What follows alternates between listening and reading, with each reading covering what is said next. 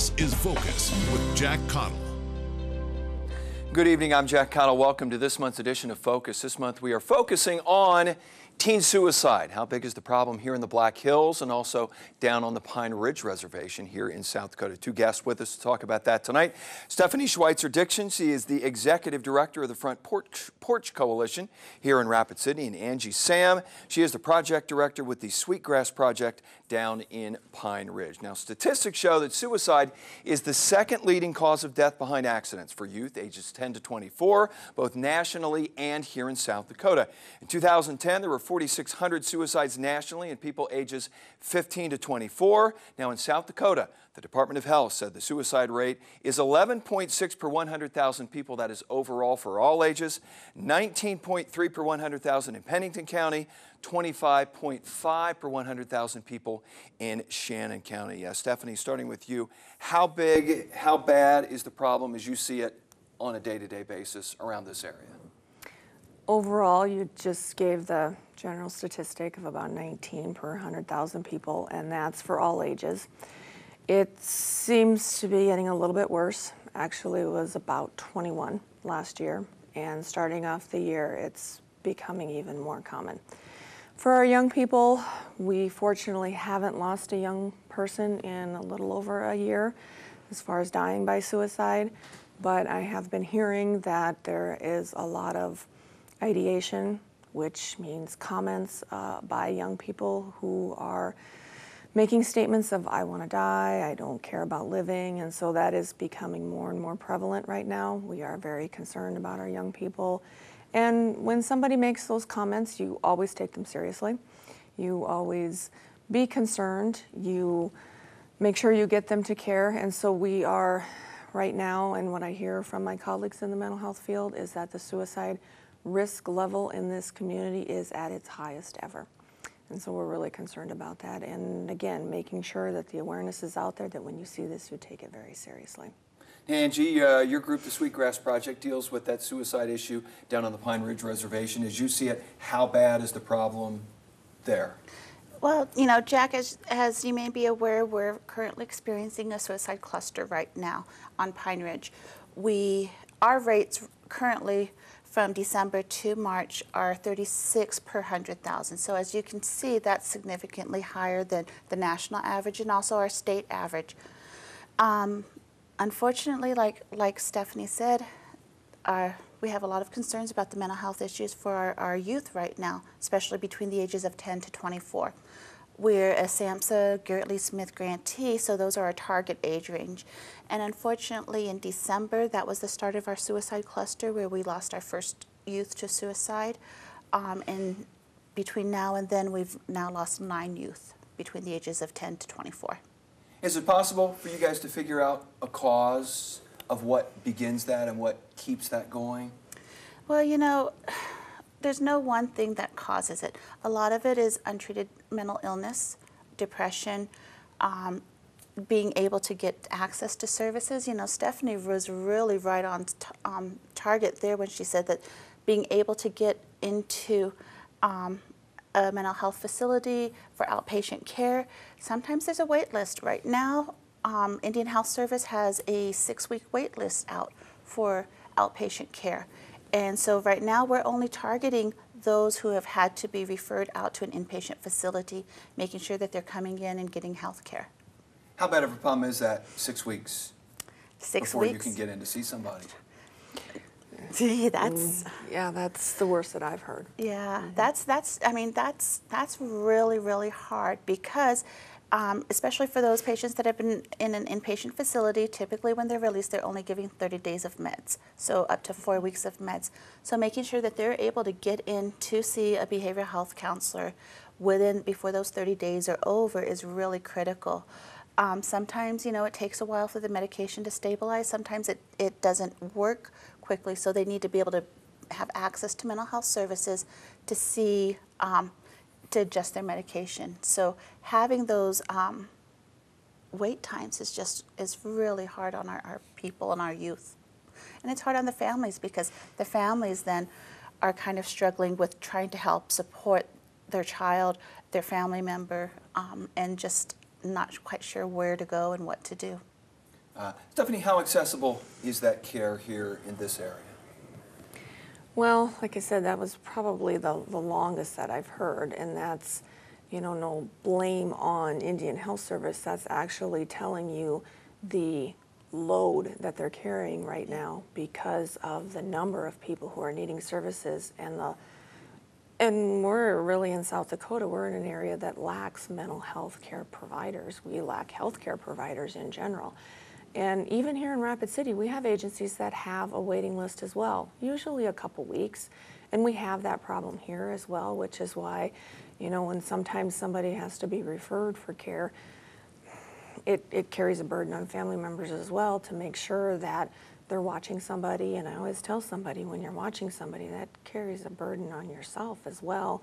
I hear people that are, you know, we'll watch them for a while and someone else will come and watch them for a while and they take their shift turns. And when somebody gets out of an inpatient unit, that's the greatest risk time. So there carries on a load for somebody else who's at risk of, you know, their own troubles as well. And so, you know, here I really don't know of hardly anyone who doesn't have a waiting list just because of the shortage that we have in care here in South Dakota. Basically, you know, back to your question of what do we do and how do we fix this?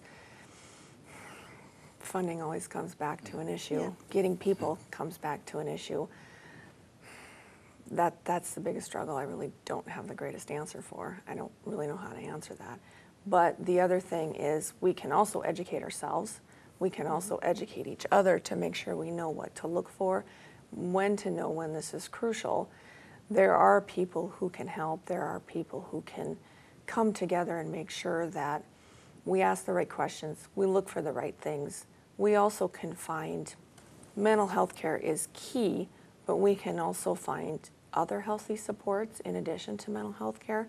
There's a lot of things that different schools and different communities and different agencies have done to support not just kids, but to support people who are struggling.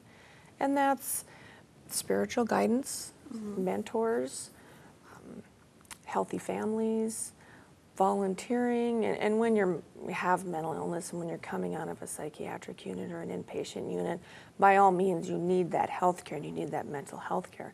But there's healthy coping skills that people can learn and can gather together to do to help people. And some of that encompasses some of these things I just mentioned too. Now you talk about getting people to talk about it. This is an issue that people sometimes do not like to talk about. Yeah. How much of an issue is that to even get it out there in the forefront and get at least a dialogue going about what's happening and what needs to be done? You know, mental illness has always been a challenge. There's a stigma attached to it, and I just don't understand that. If you fell and you broke your arm, there's no stigma attached to going in and getting that fixed. If you had a heart attack, there's no stigma attached to that. You know, just because you're having problems in life, just dealing with some of the challenges that are focused, there's nothing wrong with that. So going to seek help, going to seek care, there should be no stigma attached to that. And unfortunately, in a lot of our communities, there is still that stigma attached to mental illness. And whether it's just being depressed, whether it's just not sure how to deal with some of the challenges that you're facing in your life, you know, it's two heads are always better than one. You know, go get help. Talk to somebody, whether it's a behavioral health counselor, whether it's a religious leader, a spiritual person. We're looking at really developing some teen support groups down on Pine Ridge. Do those peer supports, have somebody. But also, you know, if you're being that support person for somebody, recognizing when maybe you need to refer them on for further care. And one thing that we're talking about with our youth is what we're hearing is that they're really helping each other. They're listening to each other. They're helping them talk through some of the issues, helping them get through it. But sometimes they're not always clear when to take it to an adult. So we've really been focusing on that piece of it, is you're being a great friend, but also you also need to recognize when you can't help that person anymore and you need to take it to an adult or a trusted adult, a doctor, a teacher, a coach, a mentor who can help that student get to the care that they need, because what's working right now isn't working. And so that's, you know, getting that message through to our youth has been really critical right now. my own children, talking with this issue with them, I ask them, if you're upset or your friend's upset, who do you talk to? We say, oh, each other. I said, good. I said, so, and then what happens if you're worried about them? What if, they're saying that they don't want to be here anymore? What are they saying if that life's just too hard and it would just be better if they're not here? What do you do then? And they did some really good things. We stay there. I'd go visit them. I'd go get them to play basketball. We'd go for a walk. We'd be there for each other. I'm like, okay, well, what if they're still at the, it's bedtime now and they're still upset? What would you do? And they're like, just keep talking to them. I said, well, would you tell an adult if you're worried about them? And they're like, no, I don't want to be a snitch. I'm not going to tell. And so then we had to have that conversation with my children and their friends, talking about that's not snitching, that's being a good friend. And wouldn't you rather have your friend upset with you because you told an adult because you were worried about them than to not say anything and then find out later that they hurt themselves? All right, when we come back, we will talk about some statistics from the 2013 Youth Behavior Survey here in South Dakota, some shocking numbers about what high school students think. We'll talk about that when we come back with this month's edition of Focus. I'm Jack Cottle. Welcome back to this month's edition of Focus. We're talking about teen suicide this month. The 2013 South Dakota Youth Behavior Survey said that 16% of students in grades 9 through 12 have thought of committing suicide. 8.9% said they tried it at least once in the last 12 months. And only 19% said they got the help they needed when they felt sad or helpless, angry or anxious. So Stephanie Schweitzer-Dixon with the Front Porch Coalition, what causes that? What is the factors that have led to those high numbers among kids? A little hard to tell unless you ask them. And that last number that you said, only 19% said they got help, probably because they didn't tell anyone. And when we talked about earlier, that stigma of mental illness is there. It's still there, and that's the problem. Is most likely they didn't tell anybody and they didn't reach out for help. And a lot of times that happens not just with our youth, but with people of all ages. And I have seen so many despairing reasons why people get to that point. There's a lot of abuse, there's a lot of neglect, there's way too much drug and alcohol use in our community, in all communities, really, really across this country. There's a lot of trauma.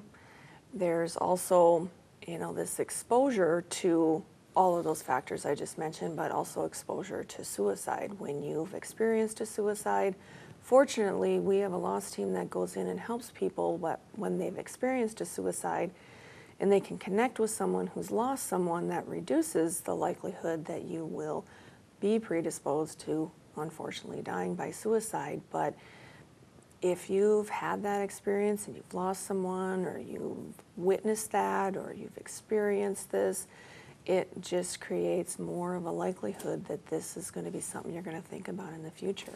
If same thing with the trauma of abuse or succumbing to so many different factors. There are so many things that are going on in our world nowadays that people are dealing with so many different mental health problems. And when there's still that stigma that you perceive that you can't go get help, that's where that 19% said they actually got help, is because they didn't tell anybody. And if you don't go and get help and you don't tell anybody, the problem's never going to get any better.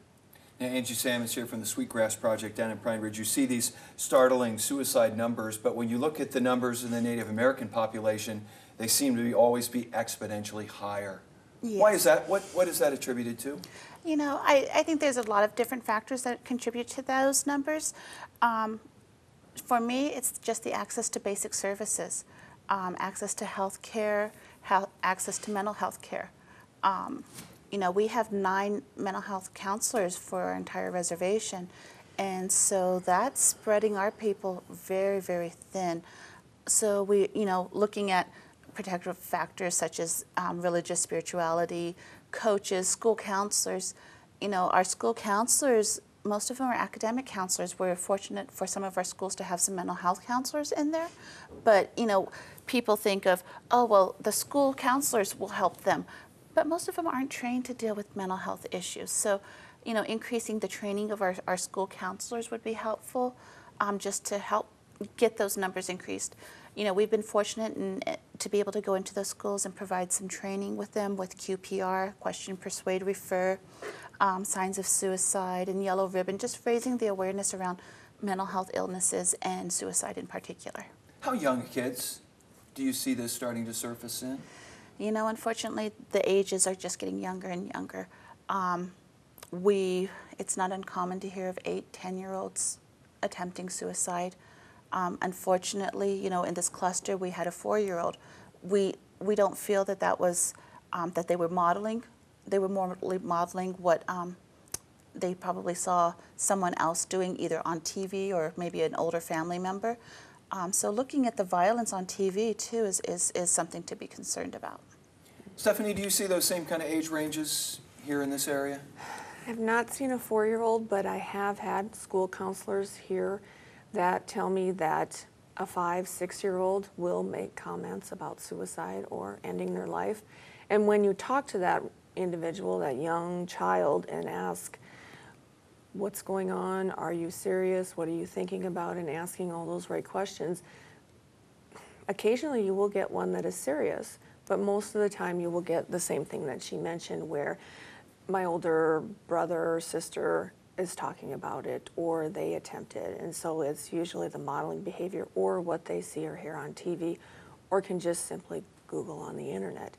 Parents, adults, mentors, they have to watch what kids are watching and what kids are looking at on the internet, because people want to learn the appropriate warning signs and the appropriate ways to intervene and how to help. Reach out to us, reach out to the Sweetgrass program, reach out to individuals who know how to do suicide intervention. Be careful what you reach out to on the internet, because it can be dangerous what you can find. And these kids are finding it, and make sure you know what they're looking at. We will look at those warning signs when we come back with this month's edition of Focus. I'm Jack Cottle. Welcome back to this month's edition of Focus. We're talking about teen suicide this month. Angie Sam is the project director for the Sweetgrass Project on Pine Ridge. Angie, what are the warning signs that people should look for, parents, friends, when they see young people? Well, you know, any changes in behavior, whether that's sleeping too much or not sleeping at all. Changes in appetite, where some people, you know, you eat a lot when you're upset, or you just lose your appetite. So whether they just seem kind of down in the dumps, you know. A lot of times there's those warning signs that you see ahead of time. You see your child, and they just seem to be down, and just nothing kind of picks them up. So those changes in behavior that last, those are the things to be really watching out for. Other things to watch out for is social media, looking, you know, as a parent, taking the time to look at your child's Facebook pages, see if they're posting any images or pictures that are concerning.